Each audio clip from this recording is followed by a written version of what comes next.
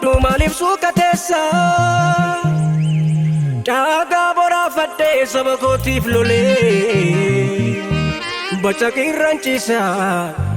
qirraanchisaa yoom kanatti tolee Roobni wal jijjiiree aduu fi qorraani Ati yoomuu goota oboo koo baraani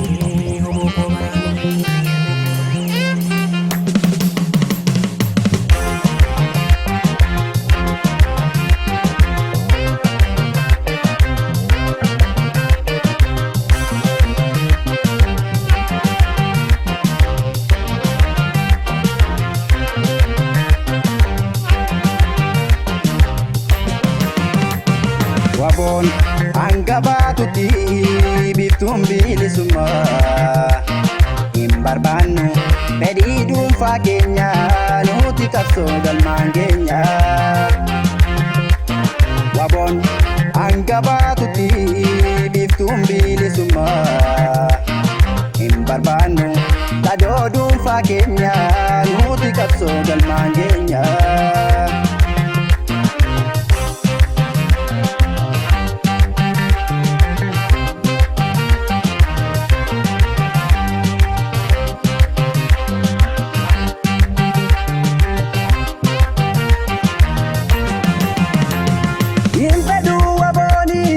Gammadee jiraachuu jireenya dukkanaa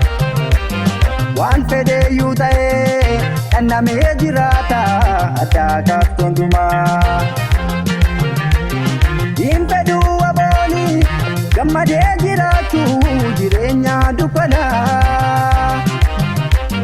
Waan fedheyyuu ta'ee dhandhamee jiraata addaa kaaftontumaa Wabon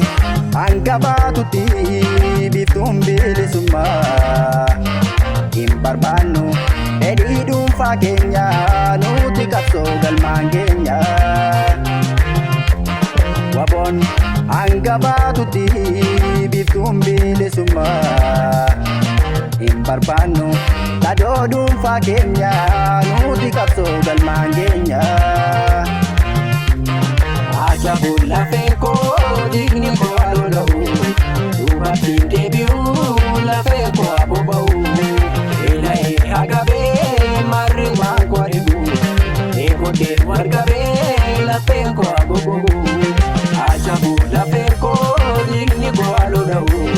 Duba tinde biu la feko abobau Ela agabe marri manko adibu Ego de wargabe la penko abubu